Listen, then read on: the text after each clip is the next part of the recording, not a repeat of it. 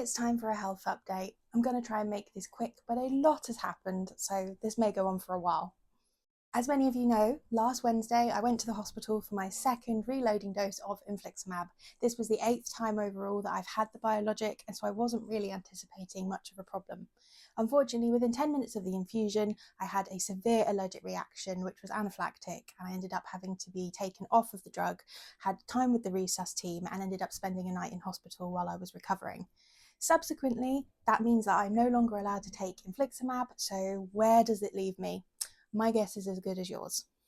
Unfortunately, this is the second time that I've had a reaction to a biologic recently, and with having enteropathic arthritis, there doesn't really appear to be many other options for me other than to keep trying different biologics to see which one might work in time. There are, however, only a small amount of biologics available, so if I keep burning through my options, I am going to run out quickly. While an inpatient overnight at the hospital, I had lots of monitoring done in which it was discovered that my heart is really struggling at the moment with everything that's happened. And frankly, I'm not surprised. As we all know, I've had a very turbulent year with my health, with a lot of major medical procedures and things happening, and my body is struggling to keep up with itself, let alone then having to deal with allergic reactions and extra things on top of that. At the moment, I'm in a bit of a tricky position because whatever I do, there's a problem with it. I'm currently still on 20 milligrams of prednisone a day. The hope was that I was going to be able to taper off of the prednisone as the infliximab dose started to build up, so that the infliximab would take over and I would be off of the steroids. Unfortunately though, that isn't how that's worked out, and that seems to keep happening with each biologic that I'm on, constantly extending how much longer I've got to be on the prednisone for. Due to my ulcerative colitis, my stoma, my surgery last year, then mounting into my uveitis and my arthritis, I've now been on steroids for about a year and a half, which is wildly longer than you should be on them for because they're not a long-term answer. And that has meant that I'm starting to develop lots and lots of side effects and issues as a result. I really need to come off of them. Back in December, I had a DEXA scan, which checks the bone density levels across your body and works out if you've got any damage from long-term steroid usage. And unfortunately, my left side is starting to pay for all of the medication. So I'm having to be really careful. At the moment, I'm in a stage called osteopenia, which is the precursor to osteoporosis. Now, obviously, if you catch it and you can get off of the medication, there's every chance that it won't get any worse. And in fact, it could improve with the right exercise and management. But unfortunately, I haven't got the option of coming off of it at the moment. We all know that the NHS takes a very reactive approach to medicine rather than proactive, so I'm struggling to get the point across to the hospital that I would really like to not develop osteoporosis if possible. So one of the ongoing conversations that I'm trying to have is about what we can do surrounding the steroid dose. Now, the issue is if I come off of the steroids altogether, I go back to having an excruciating amount of enteropathic arthritis pain to the point where my jaw locks, it affects my spine and I can't move. I can't do things like care for my stoma because I can't move my fingers and I become so swollen it's dangerous. The other thing is with the uveitis in my eyes, that's currently only managed because of the steroids. So if I was to stop them, I would find that my vision was decreased and it could even get to the point where I completely lose my vision, which is what started to happen before I was diagnosed, and when it was caught, managed to sort itself out. But the issue is if I go back there, I'm risking losing it and it may not come back. By staying on the steroids, I'm at risk of the issues with my bone density and also other steroid-induced issues like Cushing's syndrome, which is something that I have just been diagnosed with by my GP. That's when you swell up a lot and you become a lot more water retained than you're meant to. But unfortunately, it's to do with hormone levels and all sorts of other things. So taking water retention tablets doesn't help it. At the moment, my upper body is massively swollen, as is my face, my cheeks, my chin. I'm very uncomfortable and I've got a lot of swelling around my neck. So this is because of Cushing's, and unfortunately it's something that won't go away until you come off the steroids, and even then it takes a while for it to calm down. I've got tachycardia, I'm struggling with being out of breath, and just generally I can just feel like my body is under strain all of the time.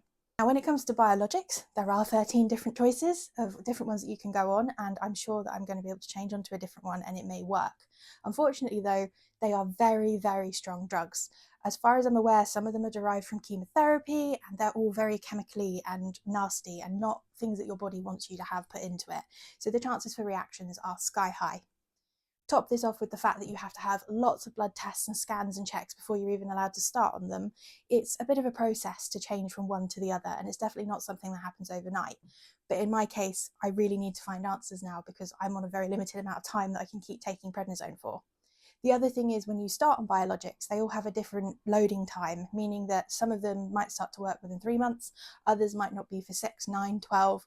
So there's a long process around settling into the right drug for you, and you could have a reaction to it at any point that then means you have to change onto a different one. Now, for someone like me, who's a very complex, multi-system person with a lot of different issues going on, there can be complications. And in my case, that's in the form of allergies. I've had some very strange food allergies to things like rapeseed oil or memory foam for years. And nobody's really understood why or how those allergies have come about, but they've gotten pretty severe. I've had a real difficult time getting anyone to take me seriously. And it wasn't until this last infliximab infusion, when I had this anaphylactic reaction, that they've started to understand that I really do have allergies and they are severe. So that's why I've been given the 2 EpiPens, which I showed on my stories last week. And I'm so thankful for those, because at least I have that as a backup if something happens. However, I would like to understand more why my body is having these strange reactions, sometimes to things that I've had hundreds of times before. At the moment, the investigation is down the line of mast cell activation syndrome. Don't know how or when that's going to get looked into, but all I know is if I keep having biologics and other medications without having the appropriate allergy treatment beforehand, I think I'm going to keep having allergic reactions. So that's something that I've brought up to my team. I have so many veins that have blown and scarred from lots and lots of use over the last year or so. When I was in hospital last year for my ileostomy surgery, I did end up with a PICC line, and it was so helpful for the few days that I had it. But unfortunately, it took so much arguing to be able to get it. I only had it for the last 5 days of my hospital stay. I've gone back to my hospital and I have begged them to give me a PICC line, because I'm getting so frustrated with trying to get cannulated or even trying to get bloods.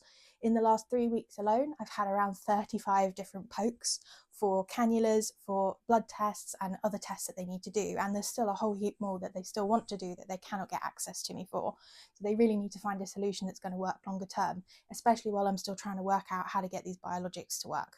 All of this being said, my fantastic GP has written a massive letter to the hospital outlining all of these different issues, talking about my eyes, talking about my IBD issues, which they're still there even though I've had my bowel removed. I still get symptoms of different things and they still have to be managed. My arthritis, my hearing, because we're still not sure how my hearing ties into all of this. There's a huge multi-system thing going on, and then the venous access and the allergies. I need a massive MDT to be held, and I need lots of minds to come together to work out how on earth we're going to move forward, because at the moment it feels very chicken and egg. But the hospital's very busy and it's very difficult to arrange a multidisciplinary meeting like that across so many different teams. I'm trying to get hold of my team, I'm trying to get hold of the people relevant to make this happen, and I'm extremely nervous that it's not going to happen quick enough, because I cannot stay on these steroids much longer. I am feeling awful on them, and I'm horribly unwell if I come off of them, but I'm horribly unwell if I stay on them. It's a horrible position to be in, whichever angle you look at it. But I'm just so hoping that within the next few weeks we can arrange something so that we can find a path forward and start to move through this obstacle course of symptoms. I really appreciate everybody checking in on me. Thank you for asking me how I am. Thank you for messaging, and I will try to keep you all updated as we move forward. Who knows what's coming next?